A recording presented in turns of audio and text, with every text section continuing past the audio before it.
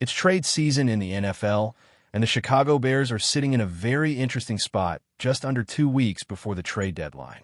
The big question is, will Ryan Poles and the Bears front office decide to make a splash, upgrade key positions, or just make a few minor moves around the edges? Let's talk about what kind of trades actually make sense for this team, and where their mindset might be right now. Because as always in the NFL, things change fast. When you think about trade targets, you have to break them down into categories. First, you've got the blockbuster moves. We're talking about the type of trades that grab headlines, shake up a team's future, and possibly change the outcome of an entire season. These are rare. These are the ones where you're giving up real draft capital to bring in a game changer. Think elite starters, stars, franchise-level guys that suddenly become available because of bad team situations, contract drama, or pure desperation. Then you have the more realistic but still exciting significant trades, bringing in a strong starter or a very good rotational player who can address a specific weakness without breaking the bank. And lastly, you've got the minor moves. These are the pick swaps, the roll of the dice projects, or depth additions that might fly under the radar but can still have value, especially for special teams or injury insurance. Now, let's be honest. The blockbuster trades? Those are fun to dream about, but they're usually the least likely to happen. Still, it's worth watching a few names that have been floating around. One of those names was Trey Hendrickson. Now, a couple of weeks ago, there was actually some noise around the Bengals, maybe making him available, depending on how things went. But then came that Thursday night win over the Steelers, which seemed to shift Cincinnati's whole trajectory. If they had lost that game, maybe they're sitting there at 2-5, and suddenly they're fielding offers for Trey. But now, they're 3-4, still in the mix, and it looks like they're trying to hang in there until Joe Burrow gets healthy. That's the reality of the league. One win or loss can completely change a team's posture at the deadline. But keep an eye on it. The Bengals play the Jets next, and then they play the Bears. If they drop both and fall to 3-6, you better believe those internal conversations start again. Do we hold on to Hendrickson, or is it time to cash out? Could Chicago swoop in and grab him? Not likely, but not impossible either. Sometimes all it takes is the right timing. Same situation, or even tougher, with Jeffrey Simmons. That's a beast of a player on the interior D-line. And while a guy like that would completely elevate Chicago's front, it's hard to imagine the Titans actually moving him. There's been a ton of reporting saying Tennessee is not even listening to offers unless your name is Cam Ward or Jeffrey Simmons. That's how much they value him. But again, we've heard this story before. He's not available until suddenly he is. Remember Davante Adams in Green Bay? For the longest time, the message was clear, we're not trading him. And then boom, trade happens. These things can move quickly, and players can force hands with trade requests or public pressure.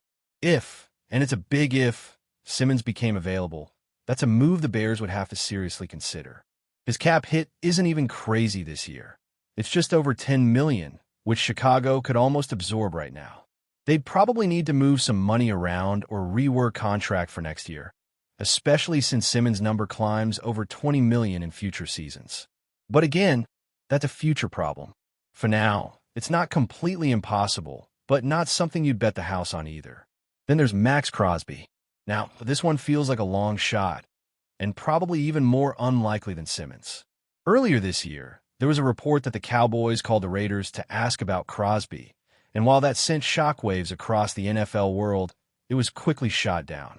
Tom Pelissero reported that the Raiders had met with Max Crosby and reassured him he wasn't being shopped, and that they had zero intention of trading him. This is a guy who's made it clear he wants to win in Vegas. He's been loyal through coaching changes and front office shakeups. He hasn't asked out, and until he does, it's tough to see the Raiders moving him, no matter how chaotic things get. Still, part of you wonders, how long can someone as talented and driven as Crosby keep grinding it out for a team that doesn't seem to have a clear direction? He wants to win more than anyone.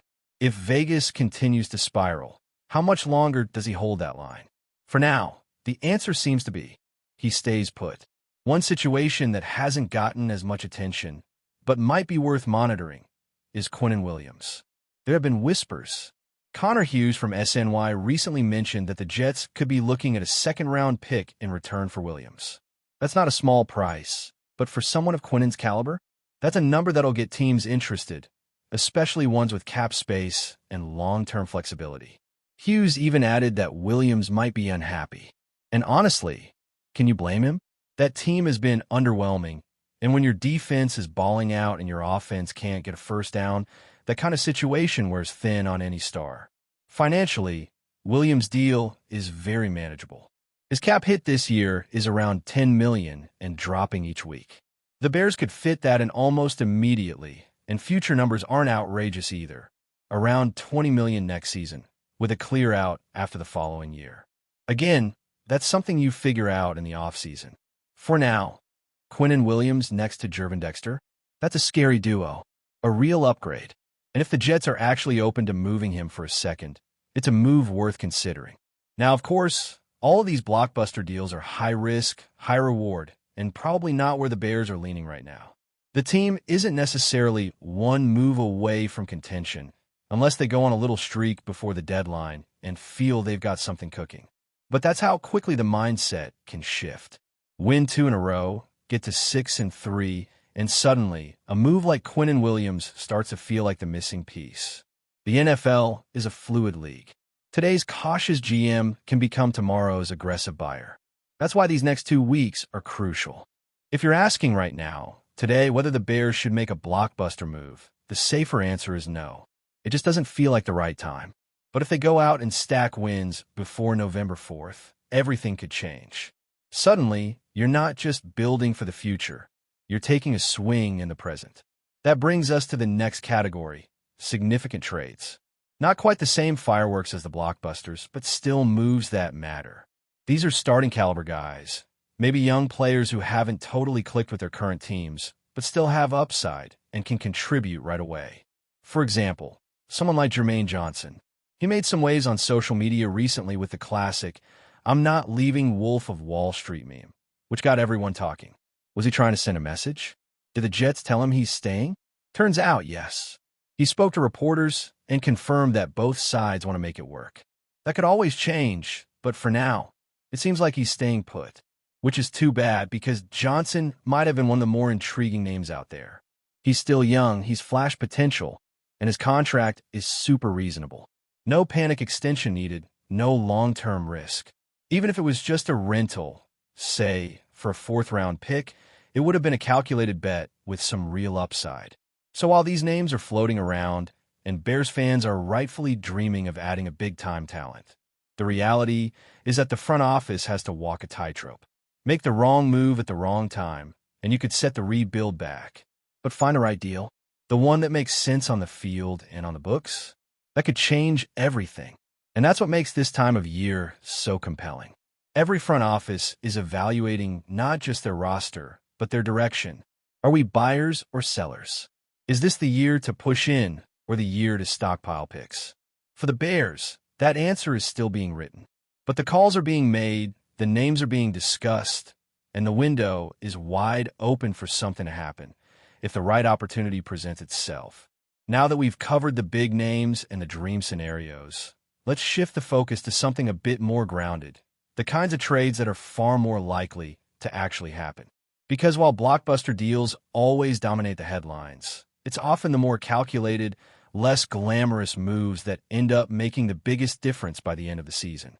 These are the kinds of trades that improve depth, patch up weak spots, or give a young player a fresh start. For a team like the Bears, who are still defining what their ceiling is for this year, these significant but not seismic deals might be the sweet spot. One name to keep in mind here is Riq Woolen. About a week and a half ago, there were reports that the Bears were actively looking around the cornerback market, which makes sense when you look at the current depth chart. Tariq Stevenson has been banged up again, and even if he stays healthy, the options behind him and Deshaun Wright are pretty limited. When Stevenson missed time recently, the Bears chose to shift Kyler Gordon outside and bring Nick McLeod into the nickel role, which tells you everything about how much or how little they trust Jalen Jones as the next man up on the outside. Now, Woolen has had a bit of a roller coaster since entering the league. He had that incredible rookie season where he looked like a future star, But since then, his play has leveled out a bit. He's still a long, athletic corner with man-coverage traits, but he's also struggled to stay consistent and can get grabby at times. Still, if you're the Bears, you're not looking for an all-pro. You're looking for a reliable CB2 or someone who can push Nan right and give you legitimate competition in case your starters go down. Jeremy Fowler recently reported that multiple executives around the league view Woolen as a strong trade candidate, and that the Seahawks have been trying to move him for a while because he's not a great fit in Mike McDonald's defensive scheme. So maybe it's just a matter of finding the right system, and the Bears' defense, which leans more toward man coverage, could be a better fit. Of course, one wrinkle here is Seattle's other starting corner, Devin Witherspoon, who's also had trouble staying healthy. If he's out, the Seahawks might hesitate to let Woolen go, even if they don't see him as part of the long-term plan. But if Witherspoon gets back on the field and stays healthy, that door might open again. It's one of those situations you monitor up to the very last day. If Nan Wright ends up struggling over the next couple of weeks, especially against a receiving core like Cincinnati's with Jamar Chase and T. Higgins, a deal for someone like Woolen could quickly go from idea to action. Another interesting name is Jalen Phillips. He's more attainable than someone like Jermaine Johnson, and his situation is worth watching closely. He's in the final year of his rookie deal, which means any team trading for him would have to make a decision pretty quickly, either extend him or treat him as a rental. That alone lowers his trade value a bit because you're not getting a ton of control. For the Bears, who have already committed serious money to their defensive front, that makes the situation tricky. You'd only make this move if you were planning to part ways with someone like Yannick Ngakoue or DeMarcus Walker in the offseason. That's not out of the question, but it's still a big if. Phillips has a solid pressure rate this season and clearly has talent, but the timing might not be right unless you're confident you can get him extended on your terms. If not, you're probably only offering a fifth-rounder, maybe less, and even then, you'd want to be sure you're in playoff contention before making that kind of investment. Before we continue, don't forget to subscribe to our channel and give this video a like. Your support helps us keep bringing you the latest updates on our Chicago Bears. And don't be shy. Drop your thoughts on the news in the comments below. In a stunning and unprecedented twist, the NFL has reportedly canceled the game between the Chicago Bears and the New Orleans Saints, a game that, according to fans, already happened. The announcement dropped late last night in a brief league statement that only deepened the mystery. Due to unforeseen circumstances, the Week 7 matchup between the Bears and the Saints has been officially canceled. No further details were provided, leaving fans, analysts, and even players baffled. Social media exploded within minutes. Was this a clerical error? A broadcasting glitch? A sign of something bigger behind the scenes? Confusion quickly turned into speculation. Some fans claimed the NFL might be investigating a major officiating controversy or even a potential breach in game integrity. Others whispered about technical issues involving tracking data or video feeds that could have compromised official records. Inside sources, none confirmed, hint that the cancellation could be linked to irregularities in player eligibility or violations of league protocol. One anonymous executive reportedly told a Chicago radio host that something happened off the field that forced the league's hand. Still, no one seems to know exactly what that something is. The Bears organization released a short statement early this morning saying they were seeking clarification from the league, while the Saints declined to comment entirely. Players from both sides have taken to social media with cryptic reactions, some laughing it off, others expressing genuine disbelief.